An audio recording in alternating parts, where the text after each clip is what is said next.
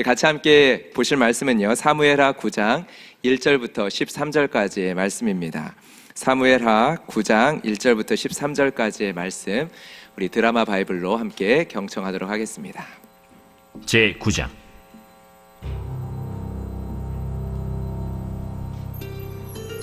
다윗이 이르되, 사울의 집에 아직도 남은 사람이 있느냐? 내가 요나단으로 말미암아 그 사람에게 은총을 베풀리라. 사울의 집에는 종 한 사람이 있으니 그의 이름은 시바라. 그를 다윗의 앞으로 부르매 왕이 그에게 말하되, 내가 시바냐? 당신의 종이니이다. 사울의 집에 아직도 남은 사람이 없느냐?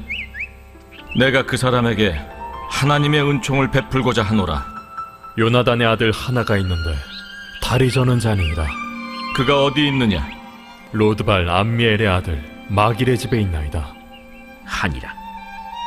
다윗 왕이 사람을 보내어 로드발 암미엘의 아들 마길의 집에서 그를 데려오니 사울의 손자 요나단의 아들 무비보셋이 다윗에게 나와 그 앞에 엎드려 절하매 다윗이 이르되, 무비보셋이여, 보소서, 당신의 종이니이다. 무서워하지 말라. 내가 반드시 내 아버지 요나단으로 말미암아 내게 은총을 베풀리라. 내가 내 할아버지 사울의 모든 밭을 다 내게 도로 주겠고 또 너는 항상 내 상에서 떡을 먹을지니라. 그가 절하여 이르되, 이 종이 무엇이기에 왕께서 죽은 개 같은 나를 돌아보시나이까? 왕이 사울의 시종 시바를 불러 그에게 이르되, 사울과 그의 온 집에 속한 것은 내가 다 내 주인의 아들에게 주었노니 너와 내 아들들과 내 종들은 그를 위하여 땅을 갈고 거두어 내 주인의 아들에게 양식을 대주어 먹게 하라. 그러나 내 주인의 아들 무비보셋은 항상 내 상에서 떡을 먹으리라. 시바는 아들이 15명이요 종이 20명이라. 시바가 왕께 아뢰되, 내 주 왕께서 모든 일을 종에게 명령하신 대로 종이 준행하겠나이다. 무비보셋은 왕자 중 하나처럼 왕의 상에서 먹으니라. 무비보셋에게 어린 아들 하나가 있으니 이름은 미가더라. 시바의 집에 사는 자마다 무비보셋의 종이 되니라. 무비보셋이 항상 왕의 상에서 먹으므로 예루살렘에 사니라. 그는 두 발을 다 절더라. 아멘. 오늘 이 오예배 시간 가운데서도 우리 특성으로 마지막에 고백해 주신 것처럼 승리하리라 라는 마지막 그 고백에 우리 모두가 힘차게 아멘으로 우리가 화답하면서 말씀 가운데 나아갈 수 있는 시간이 되었으면 좋겠습니다.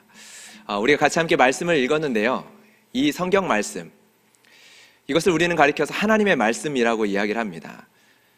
이것을 우리가 하나님의 말씀이라고 이야기할 때는 바로 이 성경 안에 하나님의 뜻이 담겨져 있다라는 정도로 이야기하는 것이 아니죠. 하나님의 뜻이 이 안에 담겨져 있습니다. 그런데 우리는 이 말씀이 하나님의 말씀이다라고 이야기할 때 하나님께서 이 말씀을 통해서 지금도 살아 우리에게 말씀하신다라는 의미를 가지고서 우리는 그렇게 고백합니다. 여러분들은 믿으십니까? 이것이 하나님의 말씀임을? 이 하나님의 말씀을 통해서 하나님께서 이 시간에도 살아계셔서 우리에게 말씀하실 수 있는 분이심을 여러분 믿으십니까? 여러분, 그런데 우리가 성경을 볼 때 하나님께서 글자로 우리에게 말씀을 하신다라고 생각을 하는 경우가 있습니다. 기록된 글자를 통해서 우리에게 말씀하신다. 여러분, 나에게 어떠한 상황이 있습니다. 그리고 오늘 어떠한 성경의 본문을 읽습니다. 거기에 나온 성경의 글자가 지금 내 상황에 대한 하나님의 음성으로서 듣게 되는 것입니다. 이런 것입니다. 집을 사야 하는 상황이 있는데요, 좀 무리가 되는 상황이기 때문에 너무 많이 고민이 됩니다. 이것이 욕심인지, 이것이 잘 선택하는 것인지. 그런데 그때 성경을 읽는데 때마침 이러한 말씀을 보게 됩니다. 한 사람이 두 주인을 섬길 수 없으니, 돈과 이 세상과 하나님을 겸하여 섬길 수 없다라는 말씀을 읽게 됩니다. 그리고 이렇게 생각을 합니다. 그렇구나. 지금 내가 집을 사려고 하는 것이 내 욕심 때문인 거구나. 하나님이 그것을 지금 나에게 지적하시는 거구나. 그리고 집을 사는 것을 포기를 합니다. 여러분, 하나님은 우리가 생각하는 것보다 넓고 높고 크십니다. 그래서 정말 우리가 생각하는 것 그 너머로 다양한 방식으로 우리에게 말씀하시고 우리의 삶을 인도해 가십니다. 우리의 생각과 판단으로 하나님의 일하심을 제한하면 안 되죠. 그러나 방금 말씀드린 것이 성경을 보는 보편적인 방법이 될 때, 일상적인 방법이 될 때, 그러할 때는 문제가 생길 수 있습니다. 이것을 보편적인 방법, 일반적인 방법으로 보느냐, 특별하게 하나님께서 그때 그렇게 말씀을 하시느냐, 이것을 우리가 구분한다면 괜찮지만요, 그렇지 못한다면 우리의 신앙은 엄청난 모습의 차이를 만들어낼 것입니다. 만약 마태복음 6장 24절의 말씀을 읽었다면 어떨까요? 6장 24절에 아까 전에 그 말씀이 아니라 창세기 23장의 말씀을 읽었다면, 하나님께서 창세기 23장을 그날 보게 하셔서 아브라함이 막벨라굴을 사는 말씀을 읽게 하셨다면, 하나님이 그 땅값을 지불하고 집값을 지불하고 사라고 하시는구나 라고 해석할 수도 있지 않을까요? 여러분, 나의 상황이 있고 그 나의 상황에 때마침 읽은 성경의 글이 있고 그 성경의 글을 문자 그대로 나의 삶 가운데 하나님의 뜻이라고 가져와서 해석하면 위험성이 있는 성경 읽기입니다. 그러나 저는 꼭 이 단서를 달고 싶습니다. 하나님의 품은 우리가 생각하는 우리의 품보다 더 넓고 높고 크십니다. 그래서 하나님은요, 우리의 상황과 그리고 우리의 신앙 그리고 우리의 어떠함을 따라서 다양하게 말씀하실 수 있는 분이십니다. 우리의 옳고 그름의 기준으로 섣불리 하나님의 방식을, 하나님의 일하심을 재단하면 안 된다는 것이죠. 이것을 먼저 단서로 말씀을 드리고 본론으로 한번 넘어가 보려고 하는데요. 그렇다면 하나님은 성경을 통해 우리에게 어떠한 방식으로 말씀을 하실까? 이 질문에 대답하기 위해서 저는 먼저 이 질문을 먼저 드려보고 싶습니다. 여러분은 구원의 목적에 대해서 어떻게 알고 계십니까? 구원의 목적, 하나님께서 나를 구원하신 이유, 목적, 죽어서 천국 가는 것, 그것만이 아니라는 것을 우리는 참 많이 듣고 배우고 있습니다. 특히 나라가 임하옵소서, 하나님의 나라를 배우면서 우리는 계속적으로 반복적으로 듣고 있죠. 그렇다면 여러분, 예수님이 무엇을 위해 이 땅에 오신 분이십니까? 마태복음 1장 21절의 말씀인데요, 함께 읽도록 하겠습니다. 시작. 아들을 낳으리니 이름을 예수라 하라. 이는 그가 자기 백성을 그들의 죄에서 구원한 자이심이라 하니라. 예수님이 자기 백성을 천국 가게 하기 위하여 이 땅에 오신 분이라고 기록하지 않고요, 성경은 이렇게 기록하고 있습니다. 예수님은 그들의 죄에서, 하나님의 백성들을 그들의 죄에서 구원하시기 위해 오셨다라고 이야기를 합니다. 예수님의 오신 목적은 우리를 죄에서 구원하시기 위해서입니다. 즉, 우리를 하나님 앞에 거룩하고 흠없고 책망할 것이 없는 자로 세우기 위하여 이 땅에 오셨다는 거죠. 우리를 그 목적을 위하여 구원하셨다는 거죠. 우리 골로새서 1장 22절의 말씀도 한번 읽어볼까요? 골로새서 1장 읽겠습니다. 시작. 이제는 그의 육체의 죽음으로 말미암아 화목하게 하사 너희를 거룩하고 흠없고 책망할 것이 없는 자로 그 앞에 세우고자 하셨으니. 이것이 바로 하나님의 구원의 목적입니다. 여러분, 내 앞에 어려운 상황이 있습니다. 하나님께 묻습니다. 하나님, 이 길로 가야 합니까? 저 길로 가야 합니까? 정말 하나님이 대답해 주지 않으시면 너무나도 막막합니다. 여러분, 하나님께서는 우리의 그 모든 기도 가운데 지금도 살아서 응답하시는 분이십니다. 말씀하시는 분이십니다. 이 사실은 분명합니다. 그런데 우리는 예수님이 우리를 어디로 인도하기를 원하시는지 그 목적지를 봐야 합니다. 예수님께서는 우리를 하나님과 화목하게 된 그 자리로 우리를 인도하여 가십니다. 그리고 나의 존재가 하나님의 거룩하심과 같이 생각하고 하나님의 거룩하신 판단으로 판단하며 하나님의 거룩하신 존재를 닮은 존재로 우리를 이끌어 가십니다. 여러분, 전혀 다른 차원의 이야기죠. 우리 앞에 놓인 선택에 응답하심 정도가 아니라 그 나라는 존재를 변화시키시는 하나님.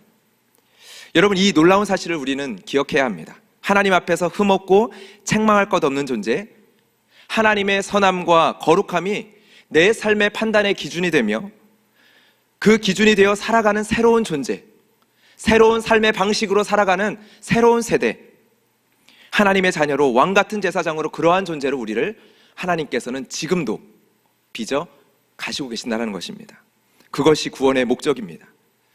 하나님의 뜻이 땅에서 이루어지기 이전에 하늘에 계신 하나님의 그 뜻이 우리에게 부어집니다. 바로 우리 안에, 교회로 부름받은, 교회로 선택받은 우리 안에 이 땅을 살아가는 우리의 뜻이 하나님의 뜻이 되어집니다. 여러분 한번 따라해 볼까요? 가장 큰 기적은 나 같은 자가 거룩한 존재가 되어가는 것입니다. 내 상황 속에서 하나님의 음성으로 우리에게 대답해 주시는 것보다 더 놀라운 기적은, 더 놀라운 신비는 우리가 부르짖는 이 모든 상황들을 통해서 하나님께서는 나라는 존재를 하나님의 거룩하심을 닮은 존재로, 거룩한 존재로 빚어 가시며 우리는 그렇게 되어져 가고 있다는 것입니다. 나의 가치 기준이, 나의 선택하는 내 삶의 모든 기준들이, 내가 말하고 행동하는 내 모든 삶이, 그리고 내가 상황을 이해하고 판단하는 모든 것들이 거룩한 하나님이 되어져 가고 있다는 것이죠. 그렇게 여러분, 하나님의 말씀을 읽는다는 것은 우리의 존재의 변화를 경험하는 것입니다.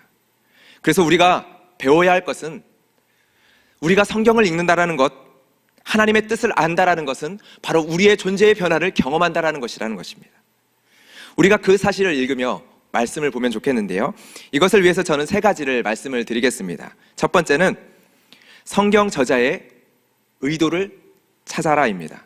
그리고 두 번째는 성경의 참 저자인 하나님의 의도를 찾아라입니다.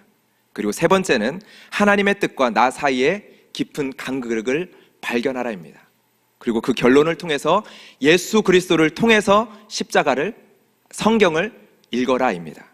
이것을 하나씩 말씀을 드리고자 하는데요, 첫 번째로 성경 저자의 의도를 찾는 것이 매우 중요합니다. 여러분, 우리는 성경이 성령의 감동을 받은 저자가 이 성경을 적었다라고 우리는 믿습니다. 그리고 이것과 함께 하나님께서는 성경 저자를 통해서 이 하나님의 뜻을 우리에게 기록해 주셨다라고 우리는 믿습니다. 그렇게 성경을 읽을 때 성경 저자의 의도를 찾는 것은 가장 중요합니다. 오늘 우리가 읽은 말씀 가운데 다윗이 사울의 후손 중 하나인 요나단의 아들 무비보셋에게 긍휼을 베푸는 장면을 읽었습니다. 여러분, 성경 저자는 어떠한 의도를 가지고 이 본문을 적었을까요?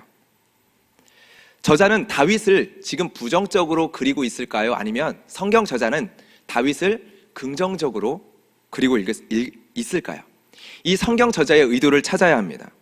만약 이 성경 저자가 지금 다윗의 모습을, 이 행동을 부정적으로 그리고 있다면 이 다윗의 이 모든 행동을 정치적인 계산 속에서 행하는 거짓 은혜라고 우리가 이해하게 되어집니다. 통일 왕국을 이루었지만 언제든 일어날 수 있는 반란의 불씨가 이스라엘에는 있었습니다. 이것을 잠재우기 위해 사울의 후손을 찾습니다. 그리고 찾아와 자신 앞에 두고 그를 감시합니다. 그가 유일한 사울의 남은 후손이기에 외적으로는 사울의 후손에게 은혜를 베푼 인자한 왕으로서의 이미지를 덤으로 챙깁니다. 그리고 안으로는 사울의 후손을 인질로 삼습니다. 근데 여러분, 반대로 긍정적으로 읽는다면 여러분 어떻게 읽혀질까요? 다윗 왕조를 든든히 세우는 가장 확실한 방법은 사울의 후손의 모든 씨를 모두 죽이는 것입니다. 그러나 다윗은 왕국이 어느 정도 안정을 찾게 되자 요나단과 맺었던 언약을 기억을 합니다. 그리고 그 언약에 기초한 사랑, 바로 헤세드의 사랑을 베풀고자 결심하죠. 이 은총은 다윗의 표현대로 하나님의 은총입니다. 나의 자비가 아니라 하나님께서 나를 통해서 이 땅에 베풀기 원하시는 그 은혜와 자비를 다윗이 베풀고자 합니다. 자, 여러분, 저자의 의도를 우리가 어떻게 이해하느냐에 따라 본문의 내용이 전혀 다르게 해석이 될 수 있습니다. 다른 방향으로요.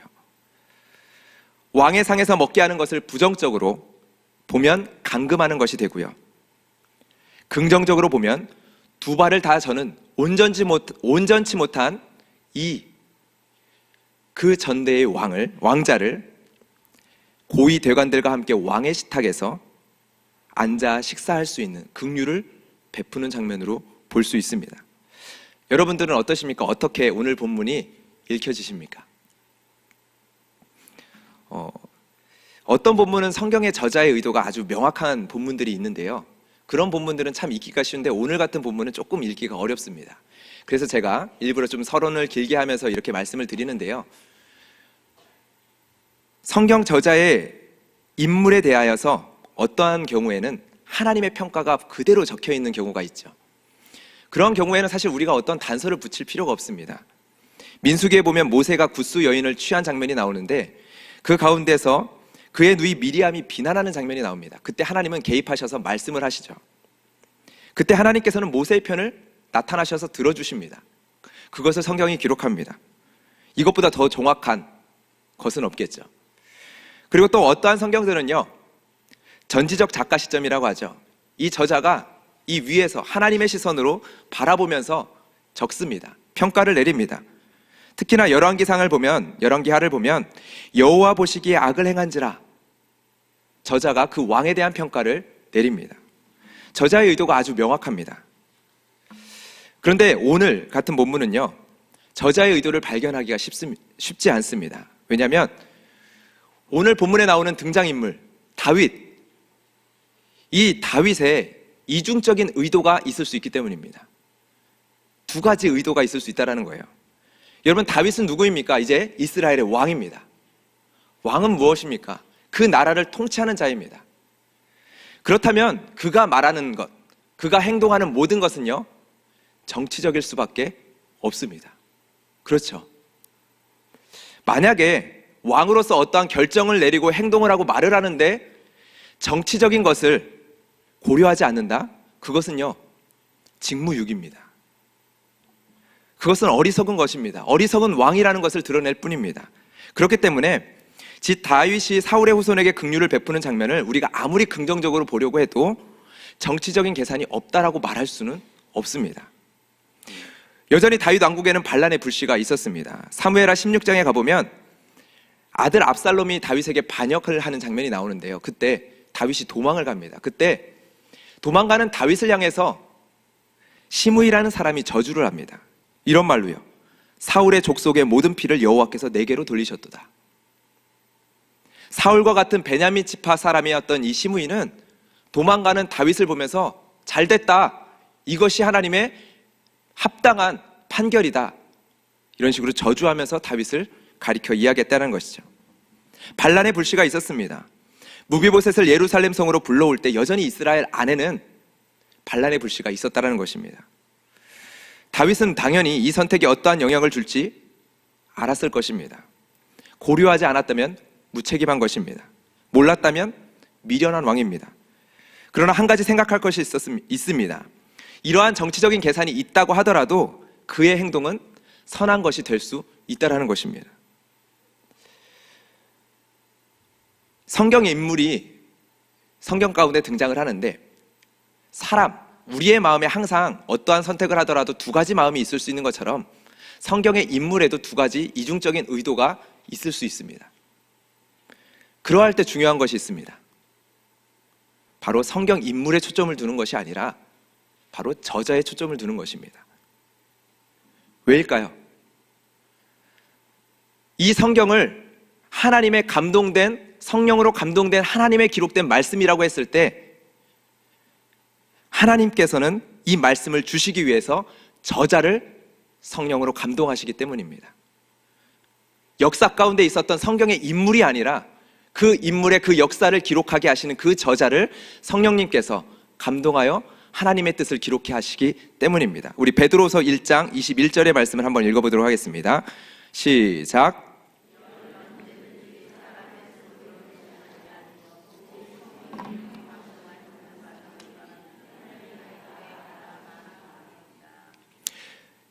어떤 사건을 기록하며 그 사건을 해석하여 기록한 성경 저자가 있습니다. 그 성경 저자에게 성령이 영감하시는 방식을 통해서 하나님은 우리에게 말씀을 주셨습니다. 오직 성령의 감동하심을 받은 사람들이 하나님께 받아 말한 것임이니라.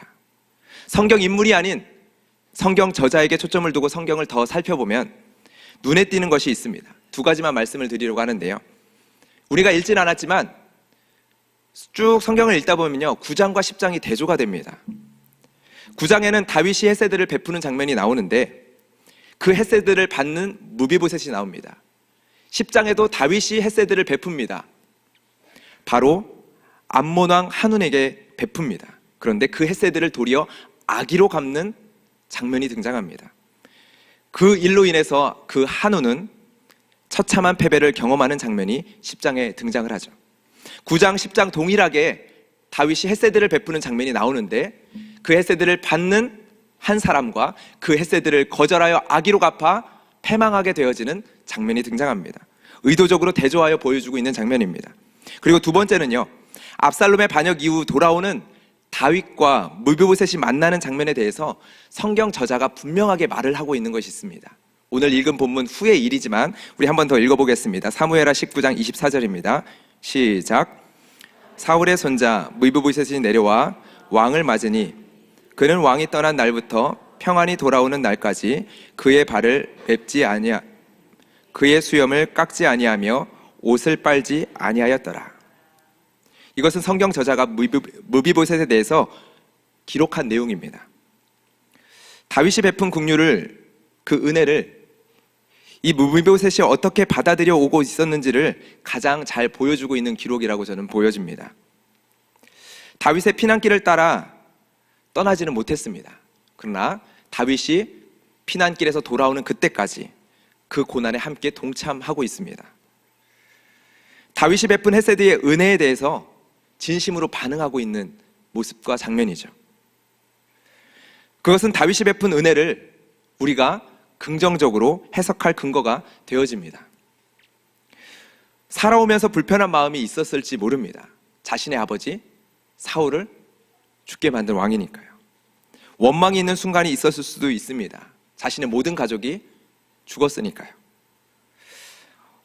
긴 시간을 살아오면서 그 순간순간이 어떠했는지 알지는 못하지만, 그러나 중요한 것은 성경의 저자를 통해서 성령의 영감으로 기록하신 그 말씀이 무엇을 기록하고 있느냐라는 것입니다. 성경 저자는 무비보셋이 다윗 왕이 베푼 헤세드에 진심으로 반응하고 있는 모습을 그려주고 있습니다. 그렇다면 여기에서 더 한 가지 나아가서 우리가 대답을 해야 될 것이 있습니다. 성경 저자의 뜻과 하나님의 뜻 같은 것일까요? 맞습니다. 같습니다. 그런데 한 가지 명확하게 더 이야기할 것이 있습니다.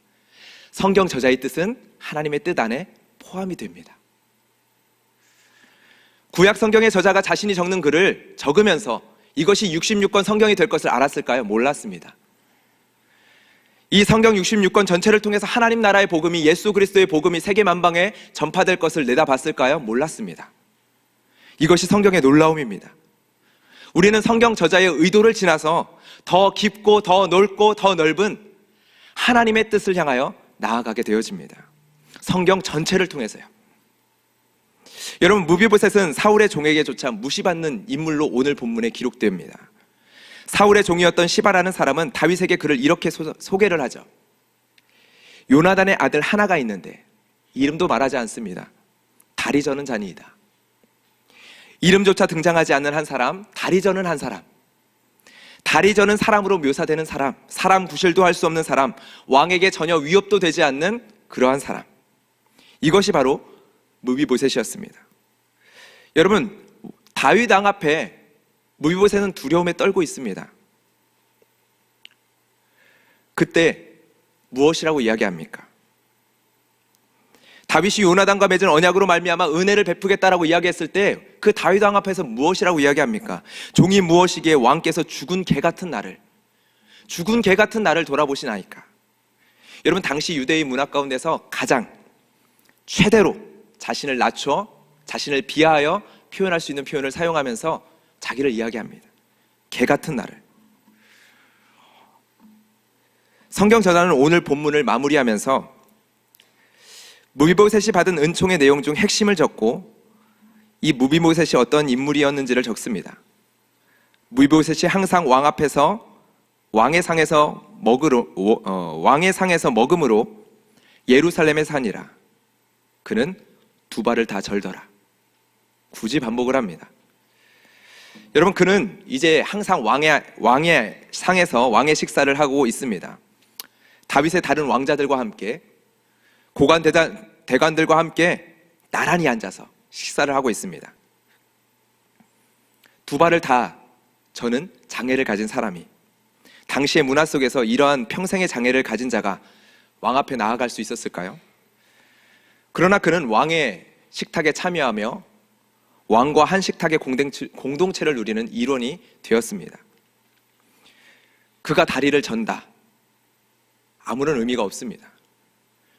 그 스스로가 개 같은 자다, 자신을 그렇게 생각하는 것도 아무런 의미가 없습니다. 그가 사울의 후손이다, 아무런 의미가 없습니다.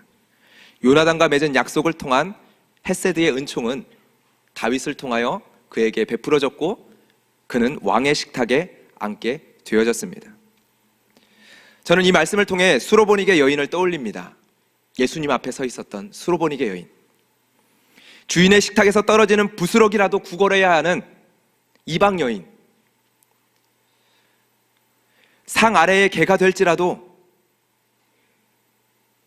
그 부스럭이라도 달라고 예수님께 요청하는 한 이방 여인.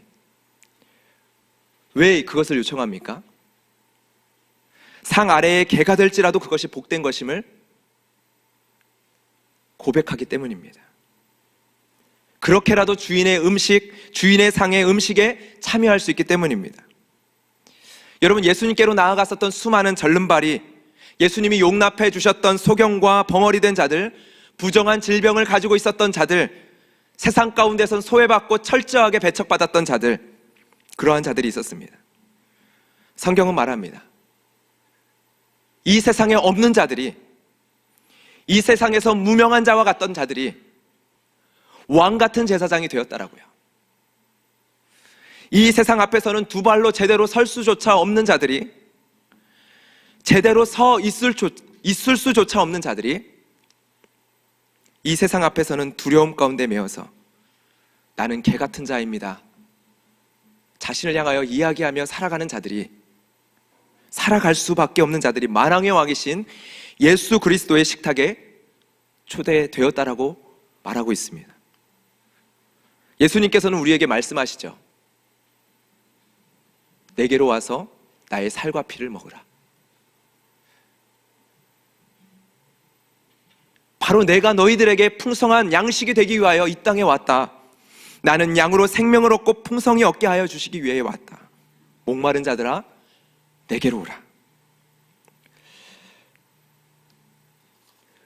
우리는 오늘 이 말씀이 예수 그리스도의 십자가를 통해서 하나님의 뜻 앞으로 우리를 인도하여 감을 경험해야 합니다. 여러분, 성경을 보십니까? 그리고 말씀을 읽습니까? 그리고 그 말씀 속에서 무엇을 찾고 계십니까? 우리가 말씀을 알수록, 그리고 말씀에 대한 지식을 쌓여져 갈수록, 우리의 신앙의 연수가 늘어날수록, 우리가 많은 일들을 감당하면 감당할수록 우리가 보게 되는 것이 있습니다. 바로 하나님의 뜻과 우리의 삶의 깊은 간극입니다. 말씀은 전하지만 전한 말씀 그대로 살지 못하는 나를 보기도 하고, 그 말씀 그대로 살지 못하지만 내가 맡은 책임 때문에 그 말씀의 요구를 또 외쳐야 되는 자리에 서기도 합니다. 리더의 자리에서, 사역자의 자리에서. 그렇게 여러분, 오늘도 우리는 말씀을 읽으면서 예수 그리스도를 읽어야 합니다. 개와 같은 자를 왕의 식탁에 참여케 하시기 위하여 우리를 찾아주신 주님, 그가 어디 있느냐? 내가 그 사람에게 하나님의 은총을 베풀고자 하노라. 그는 이제 왕자 중에 하나가 되어서 내 상에 참여하리라. 주님, 감사합니다. 절름발이 왔던 나의 인생을, 나를 찾으시고 세상 앞에 도마친 저 변방의 땅에 머물고 있었던 나를 찾아와 불러주시고, 너가 무엇을 하고 있느냐? 너가 무엇을 할 수 있느냐? 너가 증명할 수 있는 가치가 무엇이냐? 이런 것 하나 묻지 않으시고 절름발이 같은 인생을 향해 이제 너는 항상 내 상에서 먹고 마시라 말씀해 주시니 감사합니다. 그 주님을 발견해야 한다는 것입니다. 그 예수 그리스도의 부르심을 들어야 한다는 것입니다. 우리를 전혀 새로운 존재로 부르시고 계시는 예수님, 우리를 구원하시고 우리를 그 전혀 새로운 존재의 자리로 초대하시고 그리고 그렇게 만들어가고 계시는 예수님, 그 예수 그리스도의 십자가의 부르심을 우리는 말씀을 통해 들어야 한다는 것입니다. 여러분, 십자가를 통해 오늘 말씀을 읽으며 절름발이 같은 나의 인생이 읽혀져야 합니다. 그렇습니다. 주님, 내가 절름발이입니다. 십자가를 통해 나를 부르신 그 부르심의 큰 음성이 울려 퍼져야 합니다.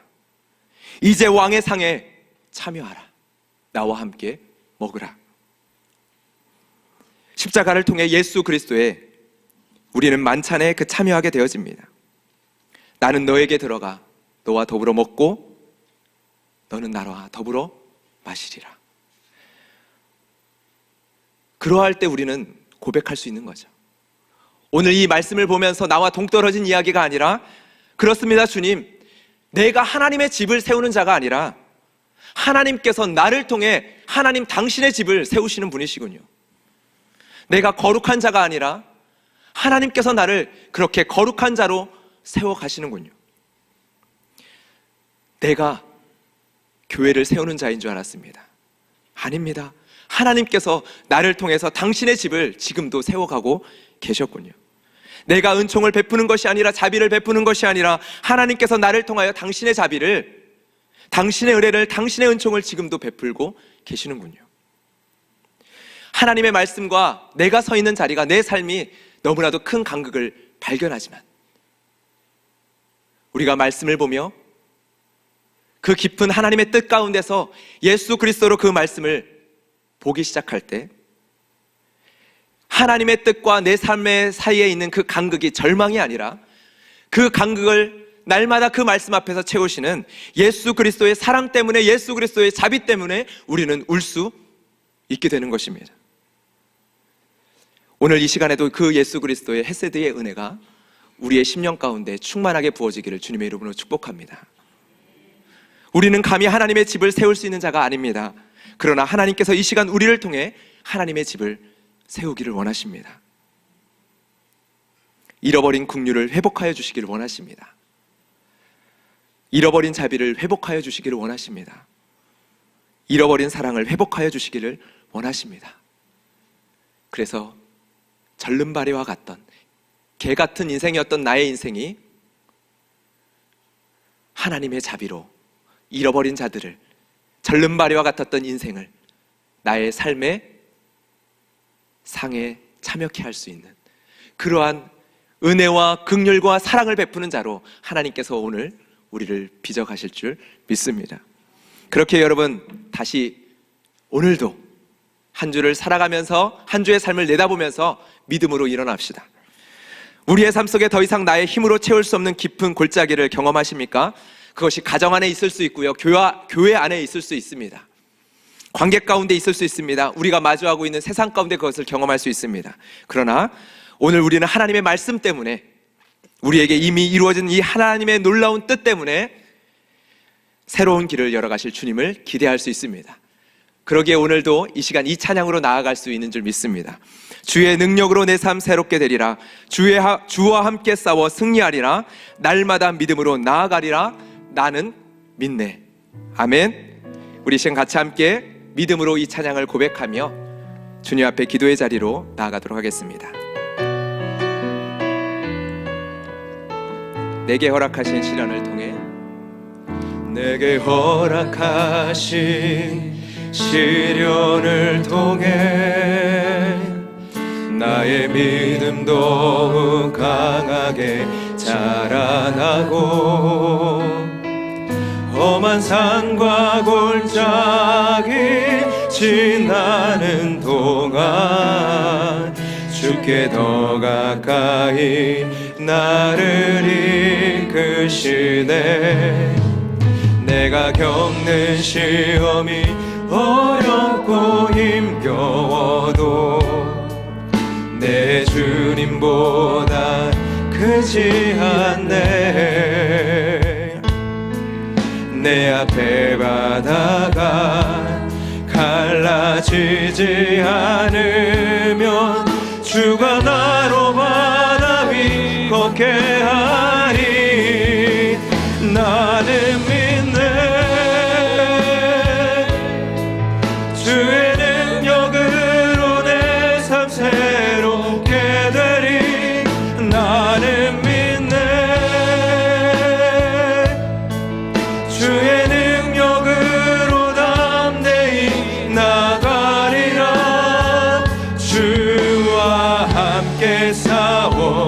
승리하리라. 날마다 믿음으로 우리 한 번 더 고백합시다. 나는 믿네, 나는 믿네. 주의 능력으로 내 삶 새롭게 되리. 나는 믿네, 주의 능력으로 담대히 나가리라. 주와 함께 싸워 승리하리라. 날마다 믿음으로 나 살아가리. 아멘. 우리 시간 같이 함께 말씀을 붙들고 기도하며 나아갑시다. 주님, 절름발이와 같은 인생을 왕의 식탁으로 초대하여 주신 그 햇새들을 말씀을 통해 깨닫게 하여 주시니 주님 감사합니다. 나를 통하여 하나님의 집을 세워가시는 하나님, 나를 통하여 베푸시는 하나님의 긍휼과 자비를 경험하게 하여 주시옵소서. 가정에서, 내가 맡은 공동체 가운데에서, 교회 안에서, 직장에서 하나님께서 나를 통하여 하나님의 나라를 세워가심을 경험할 수 있게 하여 주시고 기대케 하여 주시옵소서. 깊은 골짜기를 메우고도 남음이 있는 예수 그리스도의 십자가의 긍휼과 사랑을 이 시간 내게 부어주시고, 매주 매일 하나님의 말씀 옆에 나아갈 때마다 그 말씀 속에서 예수 그리스도를 통하여 나의 인생과 나의 삶에 그 모든 연약함을 채우시는 그리스도의 십자가의 능력을 경험케 하여 주시옵소서. 같이 함께 기도하며 나아가도록 하겠습니다.